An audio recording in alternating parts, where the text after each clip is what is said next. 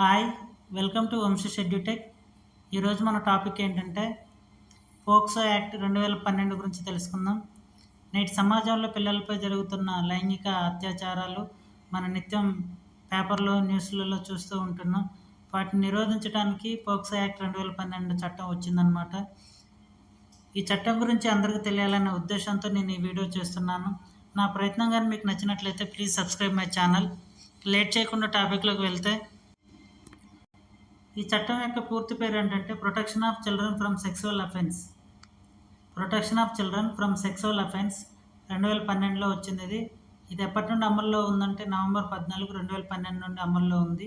దీని యొక్క లక్ష్యం పిల్లలపై జరిగే లైంగిక వేధింపులు మరియు లైంగిక వేధింపుల నేరాల నుండి వారిని రక్షించడం అన్నమాట. దీని యొక్క లక్ష్యం పిల్లలపై జరిగే లైంగిక వేధింపులు మరియు లైంగిక నేరాల నుండి వారిని రక్షించడం ఈ చట్టం యొక్క ముఖ్య లక్ష్యం.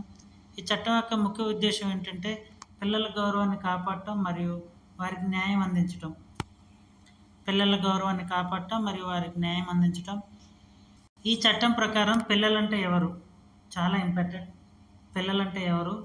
18 సంవత్సరాల లోపు ఉన్న బాలికలు, అబ్బాయి లేదా అమ్మాయి. 18 సంవత్సరాల లోపు ఉన్నవారు అబ్బాయి లేదా అమ్మాయిలు పిల్లలుగా పరిగణించబడతారనమాట. లింగభేదం లేకుండా పిల్లలకి ఈ చట్టం వర్తిస్తుంది. చాలా ఇంపార్టెంట్.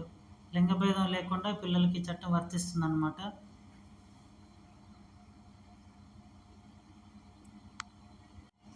నేరాల వర్గీకరణ.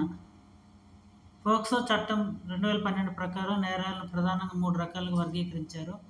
లైంగిక దాడి. మొదటిది లైంగిక దాడి. ఇది శారీరక సంబంధమైన దాడులు అన్నమాట ఇవి. నెక్స్ట్ తీవ్రమైన లైంగిక దాడి. రక్షించాల్సిన వారే పోలీసులు, డాక్టర్లు, టీచర్లు. రక్షించాల్సిన మెయిన్ ఇంపార్టెంట్ ఈ ముగ్గురు. రక్షించాల్సిన వారే దాడికి పాల్పడితే దాన్ని తీవ్రమైన లైంగిక దాడిగా పరిగణిస్తారనమాట. ఇది రెండవది. మూడవది లైంగిక వేధింపులు. మాటలతో లేదా సైగలతో ఇబ్బంది పెట్టడం కూడా లైంగిక వేధింపుల కిందకి వస్తుంది. ఫోర్త్ది పోర్నోగ్రఫీ. పిల్లలను అశ్లీల చిత్రాలు లేదా వీడియోలు ఉపయోగించడం పోర్నోగ్రఫీ నేరం అన్నమాట. ముఖ్యమైన నిబంధనలు. రిపోర్టింగ్ బాధ్యత. పిల్లలపై లైంగిక దాడి జరిగినట్లు తెలిస్తే వెంటనే పోలీసులకు ఫిర్యాదు చేయాలి. ఆ ఫిర్యాదు చేయటం అనేది కూడా తప్పనిసరి అన్నమాట. సమాచారం దాచడం కూడా ఒక నేరమే. అలాగే బాధిత పిల్లాడి గుర్తింపు. బాధితుడి పేరు లేదా ఫోటో, ఇతర వివరాలు మీడియాలో లేదా ఎక్కడ కూడా బయటికి వెళ్లకుండా వాటిని చాలా గోప్యంగా ఉంచుతారు. చాలా ఇంపార్టెంట్. అలాగే స్నేహపూర్వకమైన వాతావరణంలో విచారణ జరుగుతుందన్నమాట. పిల్లలు భయపడకుండా ఉండేలా పోలీసులు సాధారణ దుస్తుల్లోనే ఉండాలి. యూనిఫామ్ కూడా వేసుకోకూడదు అనమాట. చాలా ఇంపార్టెంట్. విచారణ సమయంలో పిల్లల వద్దకు వెళ్ళేటప్పుడు పోలీస్ యూనిఫామ్ కూడా వేసుకోకూడదు అనమాట. విచారణ ప్రక్రియ. Statement recording. బాధితుడి స్టేట్మెంట్ను వారి ఇంటి వద్ద లేదా వారు సౌకర్యంగా భావించే చోట మహిళా పోలీస్ అధికారి సమక్షంలో రికార్డ్ చేయాలి.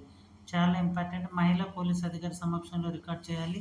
వారు సౌకర్యంగా ఉండే చోట రికార్డ్ చేయాలి. అలాగే ఈ కేసు విచారణ కోసం ప్రత్యేకంగా పోక్సో కోర్టులను ఏర్పాటు చేయడం జరిగిందనమాట. సమయ పరిమితి.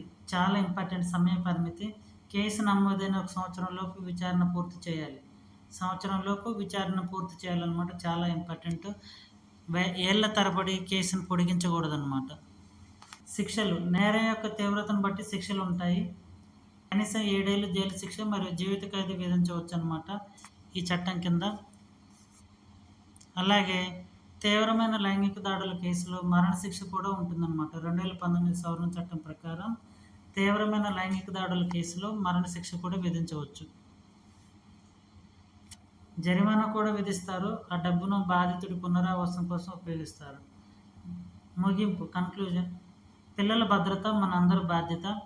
ఏదైనా అనుమానాస్పద సంఘటన జరిగితే వెంటనే చైల్డ్ హెల్ప్ లైన్ నెంబర్ 1098కి కాల్ చేయాలి.